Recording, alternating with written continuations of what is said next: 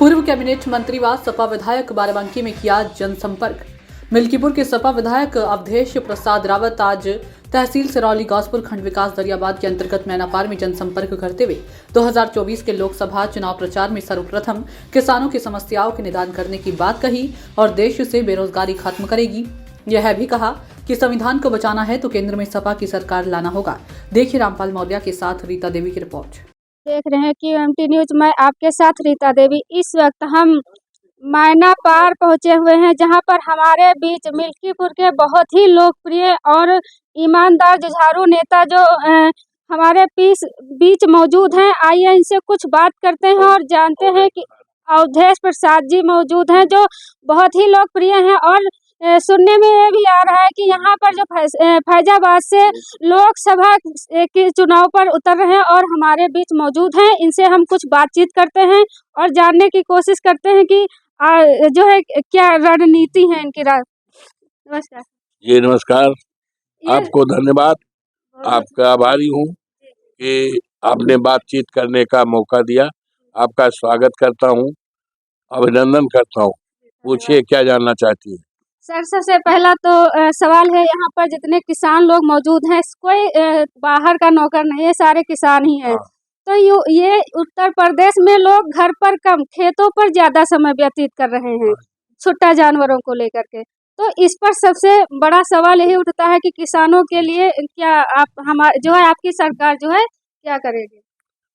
आपको बहुत बहुत धन्यवाद कि आपने ऐसा सवाल उठाया है कि जिस बात को लेकर किसानों की फसल को सांडों और छुट्टा जानवरों से बचाने के लिए लगातार पिछले दिनों 5 साल हम विधायक नहीं रहे, धरना प्रदर्शन घेराव मांग पत्र देते रहे।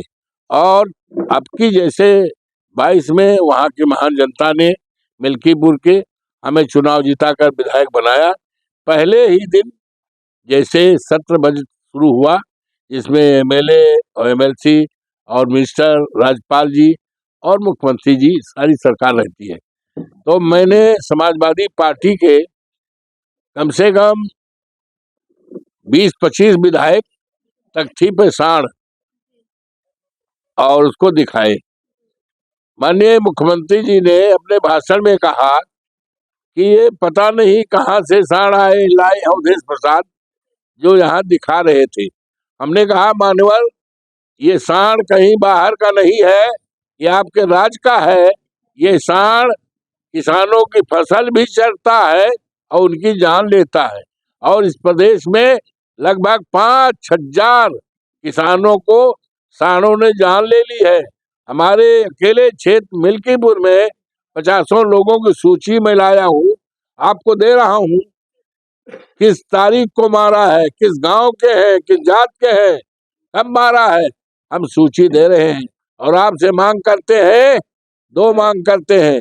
एक तो आज इस आदरणीय सदन में और प्रदेश की 24 करोड़ जनता के बीच में बताएं कि किसानों की फसल सांडों से बचाने के लिए आपकी सरकार क्या कर रही है, कौन कदम उठा रही है।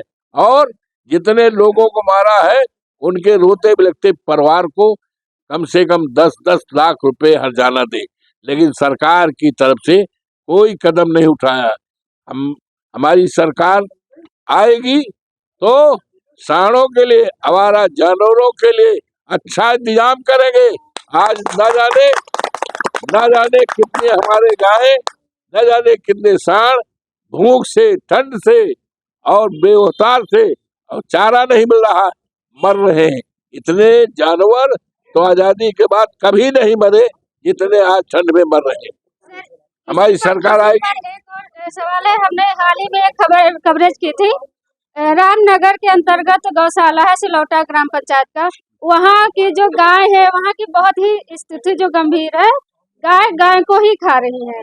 तो हम क्या समझे कि इस पर जो है जो मौजूदा सरकार है, ये किस तरह से इन जानवरों के लिए क्या कर रही है, क्या क्या जो है। अफसोस है, गौ हमारी माता है, गौ की हम पूजा करते हैं। हम तो कहीं निकलने लगते हैं तो गौ को गुड़ खिलाकर पाँव छूकर निकलता हूँ। गौ हमारी माता है, लेकिन अफसोस है कि ऐसे समय में जब इस प्रदेश का कोई साधु सन्यासी मुख्यमंत्री हो और इस तरह गायों के जैसा आप कह रही हो कि गाय गायों को खा रही है, इससे ज्यादा तकलीफजनक खेदजनक बात नहीं हो सकती है। विधानसभा के आप हमें लिख कर दीजिए, 2 तारीख से विधानसभा की बैठक उठ रही है। इस गंभीर मुकले को और दर्दनाक सवाल को हम विधानसभा में उठाएंगे और इसके उपचार करेंगे। सर, हमारा बेरोजगारी भी बहुत ज्यादा है, तो इस पर बेरोजगार पर भी 2 शब्द अगर आप कह दें तो। ऐसा है, सवाल तो आप सब बहुत माकूल पूछ रही हैं। हमारे प्रधानमंत्री जी ने, आदरणीय मोदी जी ने कहा था, भाइयों बहनों हमारी सरकार बनाओ, हम 2 करोड़ नौकरी हर साल देंगे। 10 साल उनका बीत रहा है, लेकिन कहीं पर एक नौकरी नहीं दिखाई पड़ रही। और नौकरी का आलम यह है, जो नौकरी मिली थी वो भी खत्म। आज नौकरी ठेके पे है, संविदा पे है, आउट ऑफ सोर्सिंग पे है। हमारी सरकार आएगी तो ये सब खत्म करके रेगुलर नौकरी का अवसर इस प्रदेश और देश के नौजवानों को देंगे। बहुत बहुत धन्यवाद। अगर चाहते हैं हर खबर की सबसे पहले ताज़ा अपडेट, तो चैनल को सब्सक्राइब करें, बेल आइकॉन को टच करें, खबरों को लाइक करें, शेयर करें, कमेंट करें।